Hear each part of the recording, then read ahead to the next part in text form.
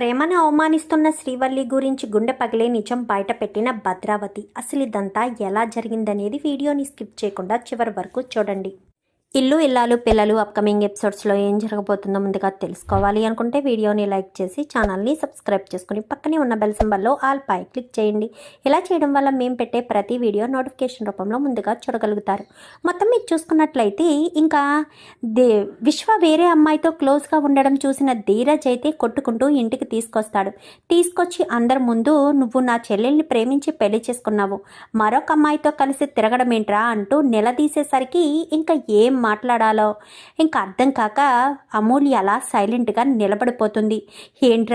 ఏంటి నేను మరొక అమ్మాయితో తిరిగితే నష్టమేముందిరా, ఇంట్లో ఇల్లాలు వాకిట్లో ప్రియురాలు తప్పేముంది అనగానే ఏం మాట్లాడుతున్నావురా, నా చెల్లెలి జీవితం నాశనం చేద్దామనుకుంటున్నావా, నీకు వేరే వాళ్ళ మీద అంత ఇంట్రెస్ట్ అంత ప్రేమ ఉంటే నా చెల్లెల్ని ఎందుకు ప్రేమించి పెళ్లి చేసుకున్నావు అంటూ మాట్లాడేసరికి నీ చెల్లెల్ని నేను ప్రేమించానా పెళ్లి చేసుకున్నానా అంటూ మాట్లాడడంతో అవును, నా చెల్లెల్ని నువ్వు ప్రేమించావు పెళ్లి చేసుకున్నావు, ప్రేమించానా పెళ్లి చేసుకున్నానా అంటూ మాట్లాడతావేంట్రా, పిచ్చి పిచ్చి వేషాలు వేస్తున్నావా, నా చెల్లెలికి అన్యాయం చెయ్యాలి అని చూస్తే మాత్రం నిన్ను బ్రతకనివ్వను, నీ ప్రాణాలు తీస్తాను అంటూ ఇంకా చాలా గట్టిగానే ధీరజ్ అయితే విశ్వాన్ని బెదిరిస్తాడు. ఏంట్రా ఏం మాట్లాడుతున్నావు, నీ చెల్లెల్ని నేను పెళ్లి చేసుకున్నానా, నేను నీ చెల్లెల్ని పెళ్లి చేసుకోలేదురా, అదే దాని మెడలో తాళి వేసుకుంది, దాని వెనక ఎవరో ఉండి ఇదంతా చేయించారు, అది ఎవరన్న విషయం బయట పెట్టడం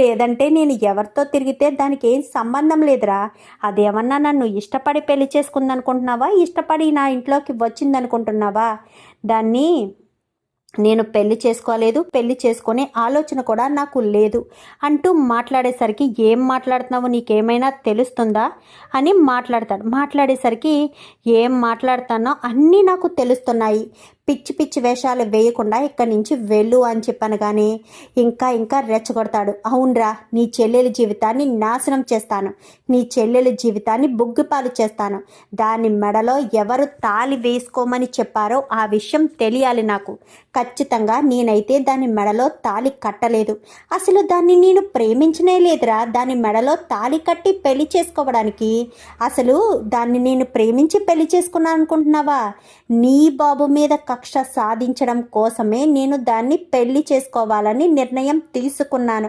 ప్రేమించినట్టు నటించి దాన్ని పెళ్లి వరకు లాక్కొచ్చాను, కానీ పెళ్లి చేసుకోవాలని అస్సలు అనుకోలేదు అంటూ మాట్లాడేసరికి అసలు పెళ్లి వరకు లాక్కు రావడం ఏంట్రా అంటూ మాట్లాడడంతో అవును, పెళ్లి వరకు లాక్కొచ్చాను, కేవలం దాన్ని నేను పెళ్లి చేసుకుందామన్న ఆలోచన నాకు లేనే లేదు అంటూ చాలా గట్టిగానే మాట్లాడేసరికి ఏంటమూల్య ఏం మాట్లాడుతున్నాడు వీడు, నిజంగా వీడు నిన్ను ప్రేమించలేదా, వీడు నిన్ను ప్రేమించినట్టు నటించాడా, నీ మెడలో తాళి ఎవరు వేశారు, నువ్వే తాళి వేసుకున్నావా, వాడు నీ మెడలో తాళి కట్టాడా, చెప్పమూల్య చెప్పు, నువ్వు సైలెంట్గా ఉంటే కుదరదు, నువ్వు నోరు విప్పి సమాధానం చెప్పాల్సిందే, నోరు విప్పి సమాధానం చెప్పకపోతే నేను అస్సలు వదిలిపెట్టను అంటూ మాట్లాడేసరికి ఏంటి ఏం మాట్లాడుతున్నారో నాకేమీ అర్థం కావట్లేదు, పదే మీరు ఎలా మాట్లాడుతూ ఉంటే నేను ఏం చేయాలో ఎలా చేయాలో నాకు అర్థం కావట్లేదు, దయచేసి నన్ను వదిలేసే అన్నయ్య.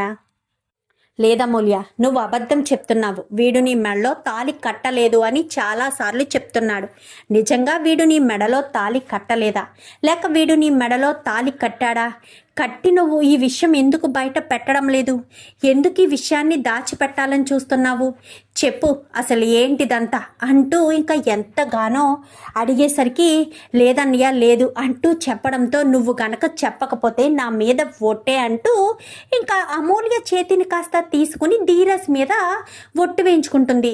ధీరజ్ తర్వాతే కదా అమూల్య, సో ఇద్దరు కూడా చాలా ఆప్యాయంగా అనురాగంగా ఉంటారు, ఇద్దరూ ఒకరితో చాలా స్నేహం, అంటే అన్నా చెల్లెళ్ళు అన్న మాటే కానీ వీళ్ళిద్దరి మధ్య బాండింగ్ ఎక్కువ ఉంటుంది, సో ఆ ఉద్దేశంతో ఇంకా ఈ రకంగా మాట్లాడేసరికి అది కాదన్నయ్య అనగాని, నువ్వు గనక చెప్పకపోతే జన్మలో నీ మొహం చూడను. నువ్వు నాకు అబద్ధం చెప్తున్నావన్న విషయం ఈ రోజు కాకపోయినా రేపైనా బయటపడుతుంది. అలా బయటపడ్డ రోజు నిన్ను క్షమించను అమూల్య అంటూ గట్టిగా మాట్లాడేసరికి అది కాదన్నయ్య అని చెప్పి ఇంకా ఎంతగానో బతిమాలుతుంది. చెప్తావా చెప్పవా అనగానే, అవును, నా మెడలో నేనే తాళి వేసుకున్నాను అని చెప్పాను, కానీ ఎవరు వేసుకోమంటే వేసుకున్నావు, నీకైతే ఈ ఆలోచన ఉండదు, నీకంత ధైర్యం కూడా లేదు. ఎవరు వేసుకోమంటే నువ్వు తాళిని వేసుకున్నావో నాకు తెలియాలి, చెప్పు చెప్పు అంటూ అనగానే, ప్రేమ వదిన వేసుకోమంటేనే నేను వేసుకున్నాను. నాన్న పరువు పోతుంది, నా ప్రాణాలు తీసుకుంటానని నేను ప్రేమ వదిన దగ్గర అంటే ప్రేమ వదినే మెడలో తాళి వేసుకోమని చెప్పింది అనేసరికి, అచ్చు బాబోయ్ ఏంటిది మామయ్య గారండి, ప్రేమ అమూల్యను మెడలో తాళి వేసుకోమని చెప్పిందా? అంటే ప్రేమ చెప్పడం వల్ల అమూల్య తాళి వేసుకుని ఆ ఇంటికి వెళ్ళిందా? లేదంటే మన ఇంట్లో ఉండేది కదండి, లేదంటే ఎలాంటి ఇబ్బంది లేకుండా ఉండేది కదండి. అచ్చు బాబోయ్ ఇంటి కోడలంటూ ఇంటి గౌరవాన్ని ఇలా మంట కలుపుతుందని అస్సలు అనుకోలేదు. అసలు ప్రేమ ఈ రకంగా ఎందుకు చేసింది? మరి మామయ్య గారికి ఒంట్లో బాగోలేనప్పుడైనా సరే ఈ విషయం ప్రేమ చెప్పలేదు అంటే ఏంటి? మామయ్య గారండి మిమ్మల్ని ప్రేమ మోసం చేయాలనుకుంది, అందుకే మీకు ఇప్పటి వరకు ఈ విషయాన్ని చెప్పలేదు, చెప్పకూడదు అని అనుకున్నట్టుంది అంటూ మాట్లాడేసరికి, అయినా ప్రేమ వదిన కావాలని చెప్పలేదు వదిన, నువ్వు ప్రేమ వదిన మీద తప్పు పడుతున్నావు అనగానే, కావాలని చెప్పకపోవడం ఏంటి, నువ్వు ఎలాంటి పరిస్థితిలో ఉన్నావన్న విషయం మామయ్య గారికి కానీ ఇంట్లో అత్తయ్య గారికి కానీ ఎవరొకరికి చెప్పాలి కదా. ఎవరికీ చెప్పకుండా తనకిష్టం వచ్చినట్టు నిర్ణయం ఎలా తీసేసుకుంటుంది? అయినా తనకు నచ్చినట్టు ఎలా నిర్ణయం తీసేసుకుంటుంది? అయినా మామయ్య గారు పెద్దవారు, ఇంటికి మూల స్తంభం లాంటి వారు, అలాంటి మామయ్య గారికి చెప్పడం మానేసి తను సొంతంగా మెడలో తాళి వేసుకోమని చెప్పడం తప్పు కదా? మీకు చెప్పా చేయకుండా నిర్ణయం తీసుకోవడం తప్పు కదా? పోనీ మామయ్య గారికి చెప్పకపోతే కట్టుకున్న భర్తకైనా చెప్పాలి కదా, భర్తకి చెప్పైనా సరే నిర్ణయం తీసుకోవాలి కదా. పోనీ చెప్పే అవకాశం లేదు, అయిన తర్వాత అయినా చెప్పాలి కదా. చెప్పకుండా నిజాన్ని దాచిపెట్టేస్తారా? అమ్మ బాబోయ్, ఏంటి ప్రేమ నమ్ముకుంటే ఇంత మోసం చేస్తుందని కలలో కూడా అనుకోలేదు. అచ్చు బాబోయ్ అంటూ ఇంకా వల్లి కాస్త సాగదీపులు తీస్తూ ఉంటుంది. ఎందుకు వల్లి అక్క ఇంత రాద్ధాంతం చేస్తున్నావు? అక్కడ అమూల్య ప్రాణాల మీదకి వచ్చింది మామయ్య గారు పరువు పోతుంది అన్న ఉద్దేశంతోనే కదా ప్రేమ తన మెడలో తాళి వేసుకోమని అమూల్యకు సలహా ఇచ్చింది. మరి నువ్వెందుకు ఇంత పెద్ద ఇష్యూ చేస్తున్నావు? అసలు నీకేం సంబంధం ఉందని మాట్లాడుతున్నావు అనగానే, మామయ్య గారండి అత్తయ్య గారండి చూసారా నర్మద ఏం మాట్లాడుతుందో? నాకు ఏం సంబంధం ఉందంట? నేను ఇంటి పెద్ద కోడల్ని కదండి, మరి ఇంటి పెద్ద కోడలి పరిస్థితి ఏంటో తెలుసుకోవాల్సిన బాధ్యత లేదా మామయ్య గారండి?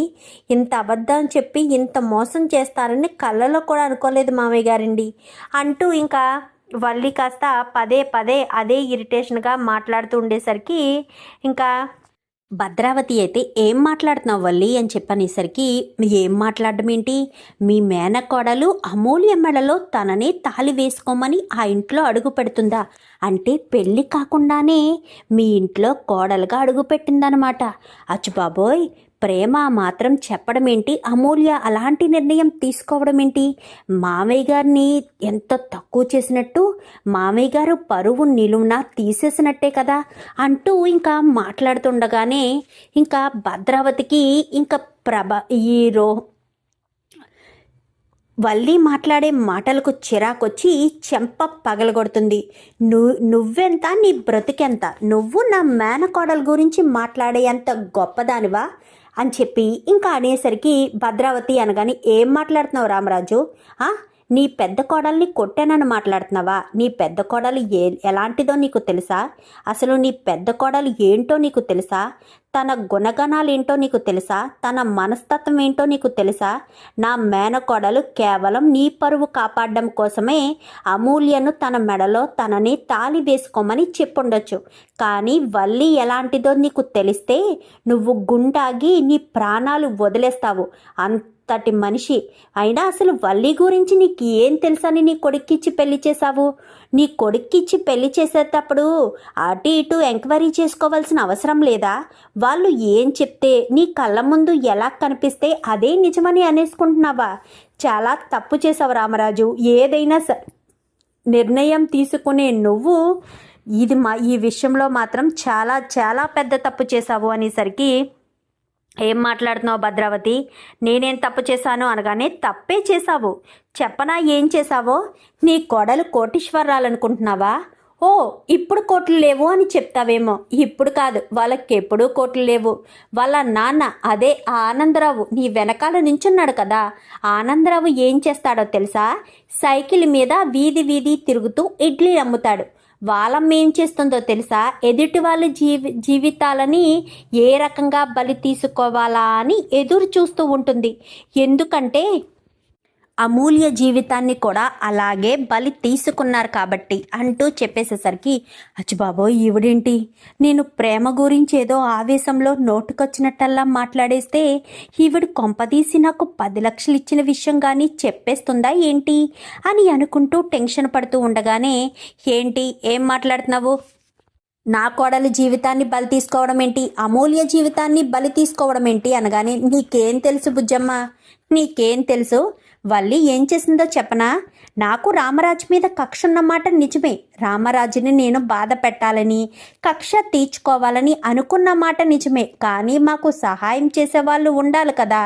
ఆ సహాయం చేసేవాళ్ళు ఎవరని చూస్తున్నప్పుడు వీళ్ళు తగిలారు. వీళ్ళేంటి, వీళ్ళ పరిస్థితి ఏంటి అని మొత్తం అబ్జర్వ్ చేస్తే అప్పుడు అర్థమైంది. డబ్బు కోసం ఎంతటి పనినైనా చేయగల సమర్థులని అప్పుడు నాకు తెలిసింది అంటూ చెప్పేసేసరికి, ఏం మాట్లాడుతున్నా అని చెప్పాను కానీ నిజం మాట్లాడుతున్నాను. ఏం మాట్లాడుతున్నానో నీకు అర్థం కాదు, ఏం చేస్తున్నావో కూడా నీకు అర్థం కాదు. కానీ ఇప్పుడు మాత్రం నేను మాట్లాడేది నిజం. ఎందుకంటే నీ కోడలే నా దగ్గర 10 లక్షల రూపాయలు తీసుకుని అమూల్యకు ఇటు విశ్వకు మధ్య రాయబారం నడిపింది నీ కోడలు వల్లీనే అంటూ మాట్లాడేసరికి ఒక్కసారిగా ఇంకా అందరూ కూడా షాక్ అయిపోతారు. ఏం మాట్లాడుతున్నావు భద్రావతి? నా కోడలు 10 లక్షలు తీసుకోవడం ఏంటి అనగానే, అవును రామరాజు, నీ కోడలు నా దగ్గర 10 లక్షల రూపాయలు తీసుకుని వల్లికి, విశ్వకు, అమూల్యకు ప్రేమ రాయబారం నడిపింది. వాళ్ళిద్దరి మధ్య ప్రేమ కలిగేటట్టు చేసింది. నిజానికి అమూల్య విశ్వను ప్రేమించుండొచ్చు, కానీ విశ్వ మాత్రం అమూల్యను ప్రేమించలేదు. ప్రేమించినట్టు నటించాడు. ఎందుకంటే ప్రేమించినట్టు నటిస్తేనే కదా తను నమ్మి విశ్వ వెంట రావడానికి సిద్ధపడుతుంది. అప్పుడు మేము పక్కాగా ప్లాన్ వేసి విశ్వ చేతిలో అమూల్య ఓడిపోయినట్టుగా, అంటే మోసపోయినట్టుగా చేసి నిన్ను ప్రతి క్షణం బాధ పెట్టాలని చూసాము. ఒకటే అనుకుంటున్నావా? ఇంకా చాలా చాలా చేసింది. వీటన్నింటికి కంటే ఒక విషయం మాత్రం నీకు తెలిస్తే గుండె పగిలి నువ్వు ఏమైపోతావో అర్థం కావట్లేదు. నాకు ఆ తర్వాత తెలిసింది, అమ్మ బాబోయ్, వల్లియేనా ఇంత పని చేసింది? వల్లియేనా ఇలాంటి మనిషా? వల్లి ఈ రకమైన మనిషా? ఇంత మోసం చేసిందా? నా చెల్లెల కుటుంబాన్ని ఎంత దారుణంగా మోసం చేసిందా అని అర్థమైంది. మీ అందరికీ తెలిసి వల్లికి ఇది మొదటి పెళ్ళి అని అనుకుంటున్నారు కదా. వల్లికి ఇది మొదటి పెళ్ళి కాదు. వల్లికి ఆల్రెడీ పెళ్ళి జరిగింది, ఒక కూతురు కూడా ఉంది అంటూ చెప్పేసేసరికి ఒక్కసారిగా చిందు షాక్ అయిపోతాడు. ఏం మాట్లాడుతున్నావు భద్రావతి? వల్లికి ఇంతకుముందు పెళ్ళి అవ్వడం ఏంటి అని చెప్పి ఇంకా రామరాజు అనగానే, అవును రామరాజు, నేను అబద్ధం చెప్తున్నాను అనుకుంటున్నావా? నీకు అబద్ధం చెప్తే నాకేం కలిసి వస్తుంది చెప్పు? నాకేమన్నా లక్షలు కలిసి వస్తాయా, కోట్లు కలిసి వస్తాయా? నీ కుటుంబం క్షోభ అనుభవిస్తేనే కదా నాకు సంతోషం అనిపిస్తుంది. అందుకే మీకు తెలియని విషయాలన్నీ చెప్తే మీ ఇంటి కోడలు ఎలాంటి మనిషి అని మీరు బాధపడతారు, క్షోభ అనుభవిస్తారు. నీ పెద్ద కొడుకు జీవితం నీ చేతిలారా నువ్వే నాశనం చేశావు అని నువ్వు కుమిలి బాధపడుతూ ఉంటావు. అది నాకు కావాల్సింది అంటూ మాట్లాడేసరికి, ఏం మాట్లాడుతున్నావు భద్రావతి? అసలు నువ్వు మాట్లాడే దాంట్లో అర్థం ఉందా అనగానే, అర్థం పరమార్థం అన్నీ ఉంటాయి. ఎందుకుండవు? ప్రతి ఒక్కటి ఉంటుంది. ఎందుకంటే నీ కోడలు ఇంటి వారసురాలు సారీ, నీ కోడలు ఈ ఇంటికి మొదటి కోడలు కాదు. నీ కోడలికి ఆల్రెడీ పెళ్ళి జరిగింది, ఒక కూతురు కూడా ఉంది. కావాలంటే ఆ ఫోటో చూడని వెంటనే ఫోటో చూపించేసరికి తన ఫోన్లో ఫోటో చూపించడంతో ఒక్కసారిగా రామరాజు గుడ్డు పట్టుకుంటాడు.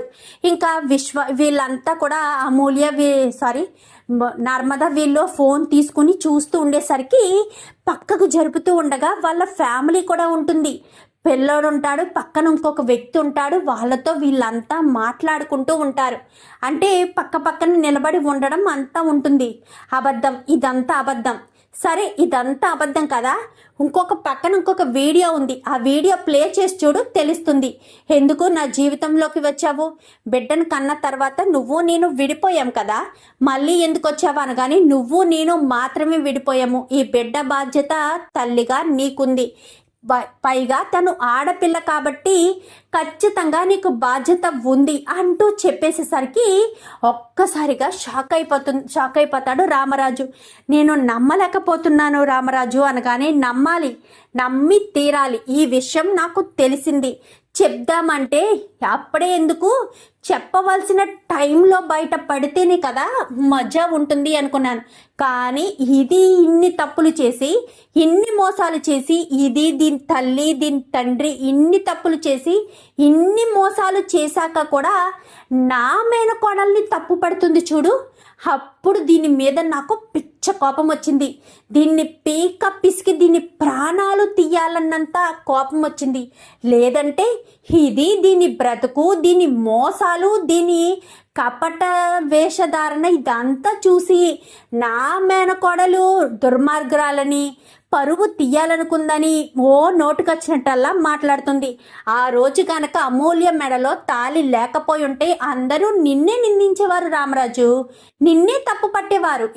రామరాజు కూతురు ఒక శత్రువు కొడుకుతో రాత్రంతా గడిపింది అనే చెడ్డ పేరు లేకుండా ఉండాలి అని చిన్నదైనా సరే తను చాలా గొప్పగా ఆలోచించి మెడలో తాళి వేసుకోమంది. కానీ నీ పెద్ద కోడలు అందరి ముందు నా మేనకోడల పరువు తీస్తూ తను ఏదో పెద్ద గొప్ప మనిషిలా, ఏ తప్పు ఏమీ చెయ్యని మనిషిలా గొప్పగా గర్వంగా ఫీల్ అవుతుంది. తనేంటో తన బ్రతికేంటో అందరి ముందు బయటపడిన తర్వాత ఎంత సైలెంట్గా ఊరుకుంది.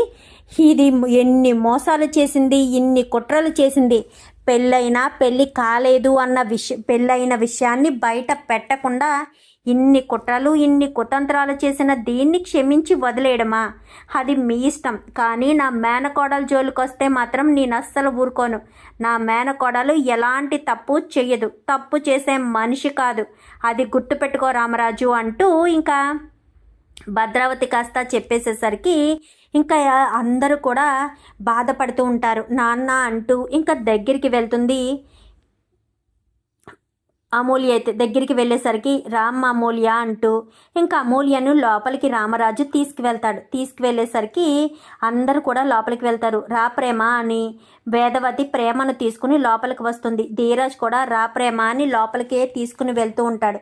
ఎందుకంటే ఆలోచిస్తారు అందరూ కూడా, ఆ ప్రేమ చేసింది తప్పు కాదు, ఆ సమయంలో తాళి వేసుకోకపోతే మా నాన్న పరువే పోతుంది, అమూల్య జీవితమే నాశనం అయిపోతుంది అన్న ఉద్దేశంతో, తర్వాత ఏదో విడాకులు ఇచ్చి విడిపోయారు అని ఏదోటి చెప్పొచ్చులే అన్న ఉద్దేశంతో అమూల్యను కాస్త తీసుకుని లోపలికి వెళ్తారు. లోపలికి వెళ్ళిన తర్వాత ఇంకా వల్లిని నిలబెట్టి, నువ్వింత దుర్మార్గురాలవని అస్సలు అనుకోలేదు, అసలు మేము ఏమన్యాయం చేశామే, ఇంటి కోడలుగా అడుగు పెట్టినప్పటి నుంచి కూడా నిన్ను ఎంతో బాగా చూసుకున్నాము, నీ తల్లిదండ్రులు వచ్చి నా ఇంట్లోనే ఉన్నా కానీ ఏ రోజు నేను వెళ్ళిపోమని చెప్పలేదు, ఆస్తులు మొత్తం పోయాయి, కట్టు బట్టలతో నిలబడిపోయాము అన్న రోజును కూడా మిమ్మల్ని ఆదరించి పట్టెడు అన్నం పెట్టాను కదా, మరి అలాంటిది నన్ను మోసం చేయాలని ఎందుకు అనిపించింది? మాట్లాడితే ఇంటికి పెద్ద కోడలు అంటూ ఏదైనా చిన్న తప్పు నర్మద కానీ ప్రేమ కానీ చేస్తే భూతద్దంలోంచి చూసి మరీ పెద్ద గొప్పగా నింద వేస్తూ ఉంటావు కదా, మరి ఇప్పుడు ఎందుకు ఇలాంటి పిచ్చి పని చేశావు, ఇలాంటిది ఎందుకు చేయాల్సిన పరిస్థితి వచ్చింది అంటూ మాట్లాడేసరికి అది కాదు మామయ్య గారండి అనగాని, ఏది కాదు, నువ్వు మోసం చేయడం నిజం కాదా? అబద్ధం ఆడడం నిజం కాదా? అబద్ధమాడి మోసాలు చేసి నా కొడుకు జీవితాన్ని నాశనం చేయడం నిజం కాదా? ఇన్ని కుట్రలు ఇన్ని కుతంత్రాలు చేసిన మిమ్మల్ని మాత్రం ఎట్టి పరిస్థితుల్లోనూ క్షమించకూడదు. మీరు చేసిన మోసము మామూలు మోసం కాదు. ఇంత దారుణంగా నన్ను నా కొడుకుని మోసం చేస్తారా? ఇంత దారుణంగా నా కొడుకుని బాధ పెడతారా అంటూ ఇంకా ఎంతగానో బాధపడుతూ ఉండేసరికి అది కాదు అని చెప్పి ఎంతో నచ్చ చెప్పాలని ప్రయత్నం చేసిన వద్దు, ఏం చెప్పద్దు, చెప్పడానికి ఏమీ లేదు. ఇంకా మీరు మా ఇంటి నుంచి శాశ్వతంగా మీ కూతుర్ని తీసుకుని బయటికి వెళ్ళిపోండి అంటూ చెప్పేసేసరికి అది కాదు అన్నయ్య గారు, మేము ఎన్ని అబద్ధాలు చేసినా ఎన్ని మోసాలు చేసినా నా కూతురు కాపురం నిలబడాలన్నట్టే చేశాను. ఓ, మీ కూతురు కాపురం ఒకటి నిలబడితే సరిపోతుందా? నా కూతురు జీవితం నాశనం అయిపోయినా మీరు 10 లక్షల రూపాయలు మీకు అవసరం కాబట్టి నా కూతురు జీవితాన్ని 10 లక్షల రూపాయలకి అమ్మేసి మీరు చక్కగా మీ కూతురు జీవితం బాగుండాలని కోరుకున్నారు, అంతే కదా? మీకు మాత్రమే కూతురు, మిగిలిన వాళ్ళకి కూతురు కాదు. మిగిలిన వాళ్ళు ఎలా బాధపడినా ఎలా పోయినా మీకైతే ఏ సంబంధం లేదు, అంతే కదా అంటూ మాట్లాడేసరికి అది కాదన్నయ్య గారు, మీరు మమ్మల్ని తప్పుగా అర్థం చేసుకుంటున్నారు అని చెప్పి ఇంకా భాగ్యం అనగానే నేను మిమ్మల్ని తప్పుగా అర్థం చేసుకోవట్లేదు, ఇప్పుడిప్పుడే ఎవరు ఎలాంటి వాళ్ళో ఎవరు నా వాళ్ళో బాగా అర్థమైంది అంటూ చెప్పడంతో ఒరే చిన్నోడా అని చెప్పి అనగానే చెప్పు నాన్న అని చెప్పనేసరికి వీళ్ళు చేసిన దుర్మార్గానికి దారుణానికి ఇంట్లోంచి బయటకు గెంటేసేయండి అనగానే ఆ పని నేను చేస్తాను నాన్న అంటూ పెద్దోడు ముందుకొస్తాడు. పెద్దోడా నువ్వా అనగానే అవును నాన్న, దీని చేతిలో మోసపోయింది నేను, దీన్ని ఇంట్లోంచి మెడపట్టి బయటకు గెంటేవలసిన బాధ్యత నాది. ఇది ఇంత దుర్మార్గురాలని నేను తెలుసుకోలేకపోయాను. నా చెల్లెలి జీవితాన్ని 10 లక్షలకి తాకట్టు పెట్టి వాళ్ళ కాలు దగ్గర వాళ్ళతో చేతులు కలిపి మన శత్రువులతో చేతులు కలిపి నా చెల్లెలి జీవితాన్ని నాశనం చేసిన దీన్ని నేను అస్సలు క్షమించలేను కూడా అంటూ మాట్లాడేసరికి అది కాదు అంటూ ఎంతగానో చెప్పే ప్రయత్నం చేస్తుంది. ఎంత ప్రయత్నం ఏం చేసినా కానీ వద్దు, నువ్వు నాతో మాట్లాడద్దు, నాతో మాట్లాడే ప్రయత్నం చెయ్యొద్దు, దయచేసి నన్ను వదిలేసాయి, నీకు విడాకులు పంపించేస్తాను, నువ్వు మాతో ఉంటే మేము ఎప్పటికీ సంతోషంగా ఉండలేము, ప్రతి క్షణం నువ్వు మమ్మల్ని మోసం చేశావనే మా తపన అంటే బాధ మాలో ఖచ్చితంగా ఉంటుంది. మేము ఇంత బాధపడుతూ మేము ఉండడం చాలా కష్టం. నీలాంటి మోసగత్తెతో కలిసి ఉండడం అంటే నా జీవితం వ్యర్థమనే అనుకుంటాను, దయచేసి నువ్వు ఇక్కడి నుంచి వెళ్ళిపో అంటూ ఇంకా చందు అనేసరికి అది కాదు బా అనగానే నాకు ఇరిటేషన్ తెప్పించొద్దు, సర్వసాధారణంగా నాకు కోపం రాదు, కోపం వస్తే ఎలా ఉంటుందో కూడా నీకు బాగా తెలుసు, ఏ విషయానికి నేను కోప్పడను, కోపం వస్తే నా ఉగ్రరూపం నువ్వు చాలాసార్లు చూసావంటూ ఇంకా చందు అయితే చాలా గట్టిగా మాట్లాడతాడు.